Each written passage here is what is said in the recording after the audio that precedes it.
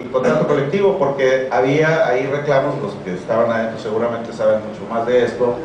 en las actividades que se realizaban, les cambiaban ciertas actividades. Entonces él habla mucho del pleito que había en el contrato del artículo 95 con el artículo 10, que tenía que ver primero con los derechos que tenían los patrones de decirte te vas a tal empresa, a tal departamento y tú tienes que realizar toda la actividad. Y por otro lado, el 95 decía que no, bueno, sí, siempre y cuando no se altere ni tu categoría ni tu sueldo. Parece que esto también ocurría. Entonces, en este ir y venir entre el 10 y el 95, se llevaron a cabo unas disputas que permitieron que poco a poco se fuera ganando un cierto prestigio al interior de las asambleas, y este prestigio, pues a lo largo de los años también hizo que ya las planillas pudieran ser reconocidas como la planilla que correspondía al sector sindical, y que obviamente contrastaba con las otras planillas que ustedes también las deben de conocer mucho mejor, que era la Modelo 2020, la Salazar 2020, luego pues ya en los 70 que surge Regeneración, ¿no? Con quienes también, pues bueno, se va a matizar porque ya no solo hay charros, sino también otro grupo de izquierda como es el grupo Regeneración, con el que van a tener una buena cantidad de altercados. Y entonces, de hecho, desde luego Manuel pues expresa, tiene muchas reservas y se expresa mal de los charros, pero al que más odiaba era a alguien de Regeneración. No era tanto a ningún charro. Yo me acuerdo cuando lo entrevistaba a Manuel Carranza, él estaba, su enemistad mayor era contra el Vago, ¿no? Que de alguna manera ustedes conocerán, Evaristo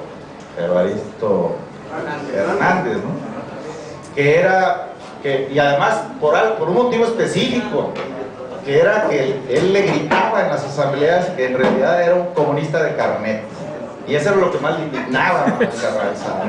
que le decía, en realidad tú eres un comunista de carnet porque era del Partido Comunista, y pues era el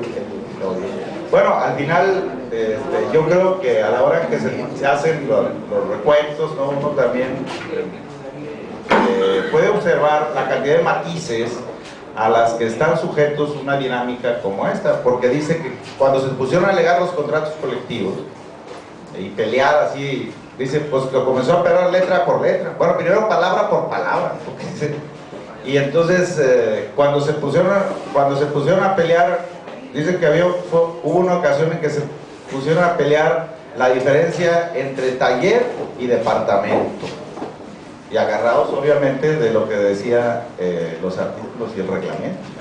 Pero a tal grado llegaba la interpretación, la diferencia de enfoque o de interpretación de lo que decía la ley, que tuvieron que ir a buscar con los diccionarios qué significaba cada palabra. Y así, de esa manera, o sea, hasta allá llegaban los pleitos, ¿no? Que permitieron también, bueno, pero también hacerlos más avesados, conocedores del instrumento de lucha, que les permitió también una forma de organización. Entonces, el Centro de Orientación Sindical en buena medida también tiene que ver con esta práctica que comenzaron a realizar tanto en términos organizativos, tanto de la lucha en términos sindicales, y pues más allá que el asunto ideológico. De hecho, casi se brinca todo el asunto ideológico Carranza y lo circunscribe más al terreno del proceso de trabajo. Ese creo que es una diferencia fundamental en otro tipo de movimientos, el hecho de que la preeminencia del contrato colectivo por delante para que catapulte todo lo demás, o sea, todo lo que significaría la organización a nivel sindical, y a partir de ahí pues el derecho que tenían los trabajadores para lo que consideran sus conquistas. Yo nada más, porque sé que tengo el tiempo limitado,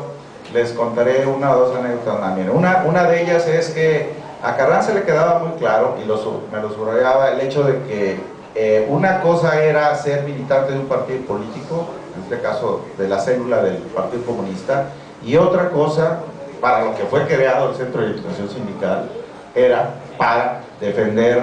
los derechos y las obligaciones, por supuesto, de lo que correspondía al trabajo al interior de Fundidora. Esto lo tenía muy claro y lo subrayaba en varias ocasiones fue así, me lo subrayó de una manera muy evidente. El otro asunto es que en los 70s, que eso ya es más reciente, ya todos no lo pueden conocer, a la hora en que se discutían los derechos que se tenían y que era una especie de preventa que se tenía en este juego del corporativismo, del presidencialismo mexicano, que significaba, ahí los obreros de Fundidora tienen asegurado un diputado o dos, dependiendo de cómo estaba la correlación,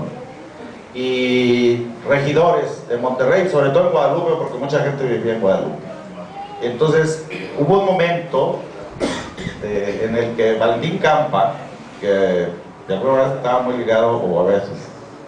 venía y influía en las políticas del partido y de la gente que pertenecía a él, dio la orden de que no se inscribiera ni nadie apoyara a nadie que quisiera hacer uso de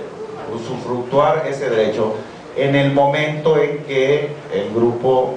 del COS y O Regeneración eran hegemónicos, porque ahí se combinaba, ¿no? Mita la planilla. Pero en ese momento, a mí me lo comenta Carranza, es que él dijo, no, pues nosotros tenemos derecho también a un regidor. Yo no sé finalmente cómo se resolvió esto, pero sé que hubo un pleito por esta intención de parte de Valentín Campa de quererles eliminar la posibilidad de que se tuvieran pues alguna figura intermedia, porque era muy complicado, como si eres, pues si no del partido, un simpatizante del Partido Comunista, puede ser a la vez regidor postulado, además por el enemigo principal, que es el del Partido Revolucionario Institucional. Entonces tenían que poner a alguien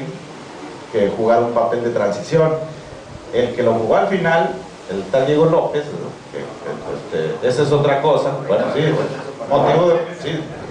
eso, obviamente ya no correspondía, ya no era el mismo caso, o sea, porque eso también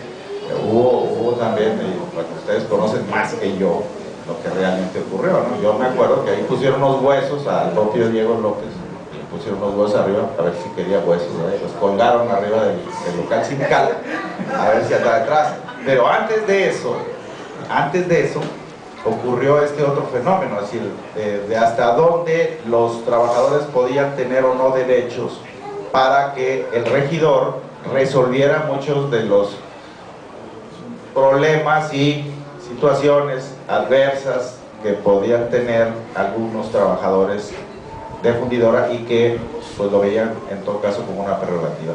Entonces, bueno, yo estoy, desde luego sé que algunos de ellos, esos puntos son polémicos y obviamente a veces estamos más concentrados en una visión un poco más romántica de los acontecimientos. A mí, y yo estoy muy agradecido que alguien como Manuel Carranza me haya narrado asuntos que tienen que ver con los lugares de diversión, los lugares, las cantinas donde ocurrían, las zonas de tolerancia, etcétera, ¿no? Es decir, yo soy de la idea de que la historia debe de recuperarse, si es que se va a hacer, y conocer a las personas de carne y hueso, obviamente dando lugar a los matices correspondientes, porque los matices en la recuperación histórica y en la memoria, como es el propósito de una reunión como esta, son importantes. Y hay muchas cosas que, bueno, finalmente son interpretaciones que el propio Manuel Carranza pudo haber hecho o visualizado, o alguien que quiere o interpretar o reproducir un testimonio de este calibre, como en mi caso personal, también pudiera estar equivocado. Pero bueno, dejo aquí mi intervención en el ánimo, pues, primero que nada, de agradecimiento por esta invitación, que espero que se vuelva a repetir más seguido,